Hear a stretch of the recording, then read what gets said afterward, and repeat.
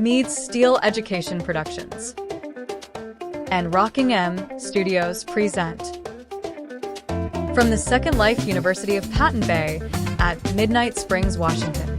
Real-life learning in Second Life. Wild World of Science Cell Energy Review with course instructor, Professor Callum Dixon. Greetings one and all, and welcome back. Today we will be reviewing cell energy. In short, that means we will be going over the highlights of all things photosynthesis and cellular respiration related that we have learned during the cell energy unit. As you watch and listen to this video review, be sure to copy all notes as presented into your lab notebook. As always, pause or rewind the video as needed during your learning. Now let's get right to it, shall we? Photosynthesis. Recall that green plants and other autotrophs have cell organelles called chloroplasts, which are the site of photosynthesis. During photosynthesis, the green pigment chlorophyll, which is found inside the chloroplasts, captures sunlight energy.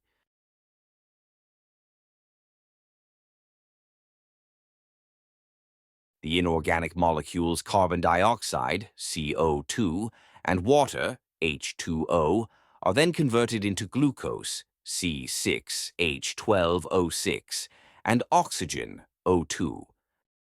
Looking at the chemical equation for photosynthesis, we can see that the reactants, or what goes into the reaction, are found on the left side of the arrow, and the products, or the result of the reaction, are found on the right side of the arrow. Note that the equation for photosynthesis shown is not a balanced equation and is only meant to remind you that the reactants for photosynthesis are carbon dioxide and water, and that the products of photosynthesis are glucose and oxygen.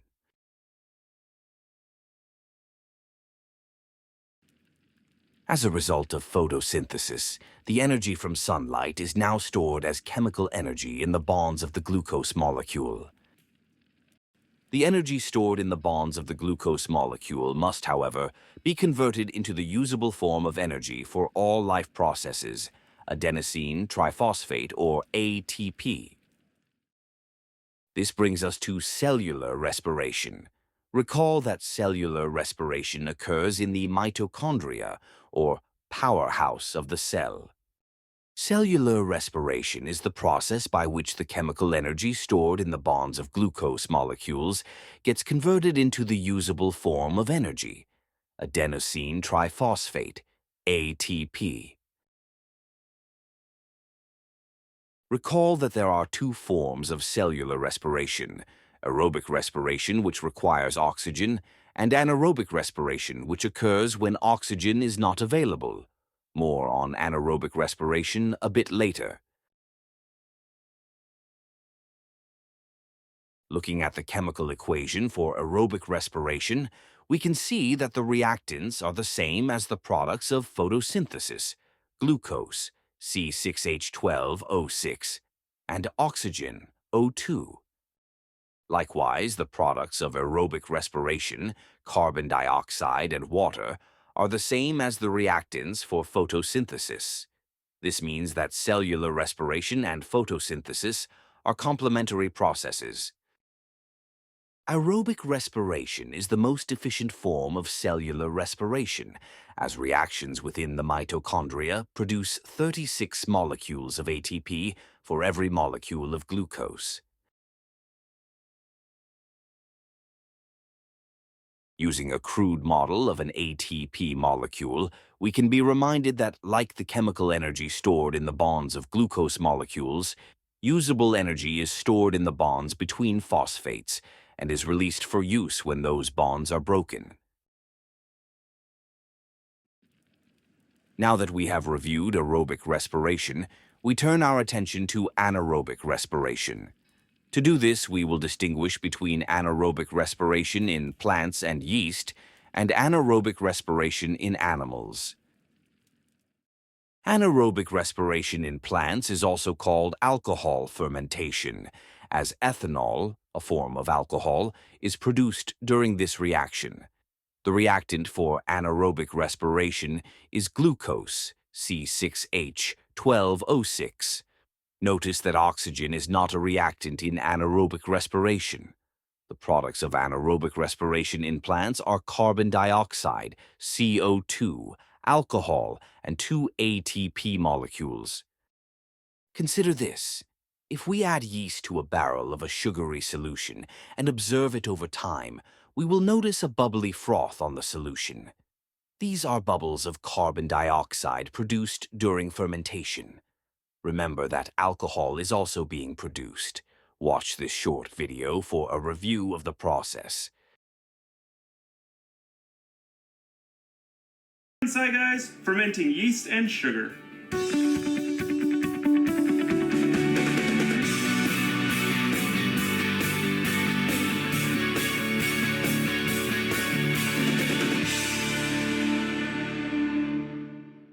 Welcome to Sci Guys. I'm Ryan. And I'm Teresa, and today we're looking at fermentation with sugar and yeast. We'll be producing gas, and it won't be me this time. This is a viewer-requested episode. Thank you to this viewer for recommending this episode. Fermentation is a chemical breakdown of substances by bacteria, yeast, or other microorganisms, usually involving the production of gases and heat. The equipment and ingredients you're going to need for this episode includes multiple bottles, they can be glass or plastic, Sugar, yeast, balloons, a funnel, measuring utensils. and warm water. We're not working with anything hazardous in this episode, but we still recommend gloves, goggles, and an apron or lab coat to protect from spills and splashes. The first step in our experiment is to add all your ingredients into the bottles. Using a funnel, add 1 package or 2 1/4 teaspoons of yeast. Now we're going to add the sugar. In the first bottle, we're not going to add any sugar. In the second bottle, we're going to add 1 teaspoon. In the third bottle, 2 teaspoons. And in the fourth bottle, 3 teaspoons. With all your dry ingredients in the bottles, add 1 cup of warm water into each bottle.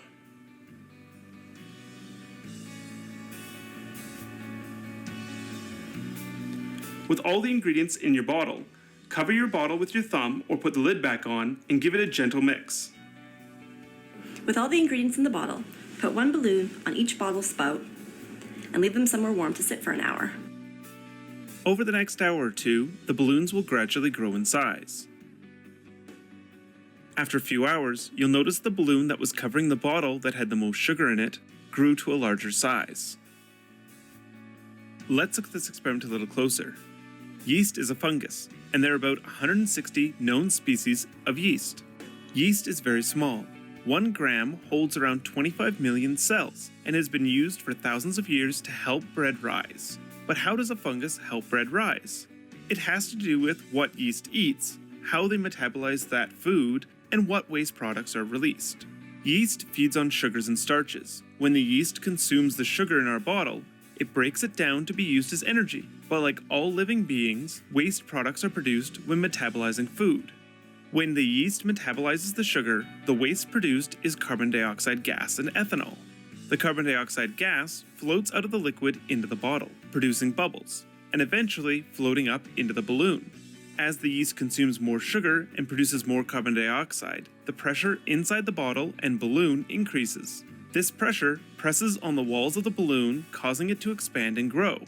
The equation for this reaction looks like this. The reactant sugar, sucrose, is on the left, and the products, ethanol and carbon dioxide, are on the right. The bottles with greater amounts of sugar have more food for the yeast to consume, which results in larger amounts of carbon dioxide produced and a larger balloon on the top of the bottle. That's it for fermentation. Thanks for watching. If you enjoyed this episode, consider supporting our next video by becoming a patron on Patreon. The link is down.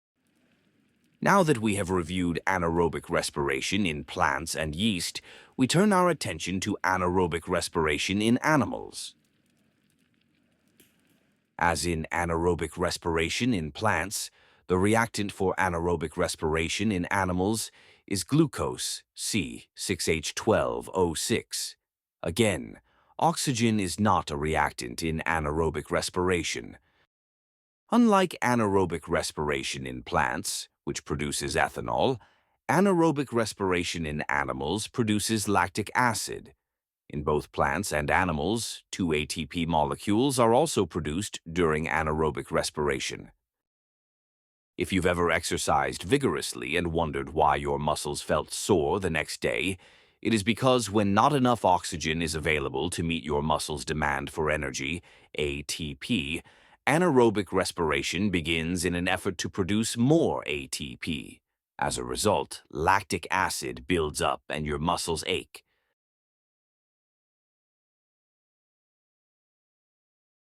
We have reviewed the key ideas from photosynthesis and cellular respiration, but I would be remiss if we didn't also review some important plant adaptations that are necessary for photosynthesis and to plant homeostasis.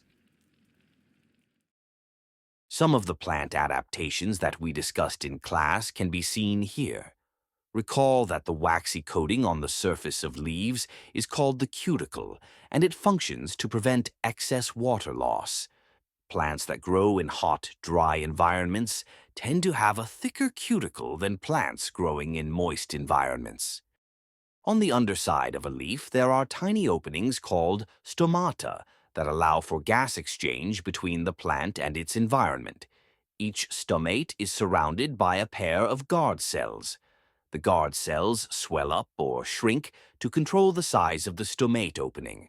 It is through the stomata that carbon dioxide enters the plant for photosynthesis, and it is where oxygen is released as a result of the process.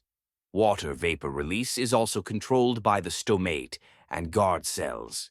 Recall that the release of water vapor into the atmosphere through plants is called transpiration.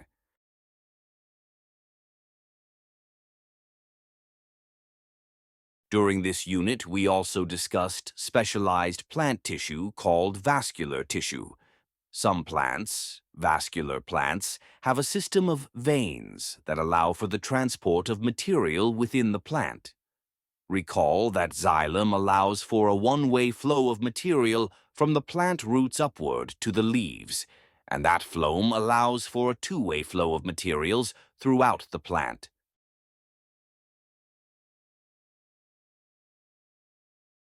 This concludes our cell energy review. Be sure to look over your notes and turn in your lab notebook for assessment before your next exam. Until next time, be safe, make good choices, and I'll see you again soon.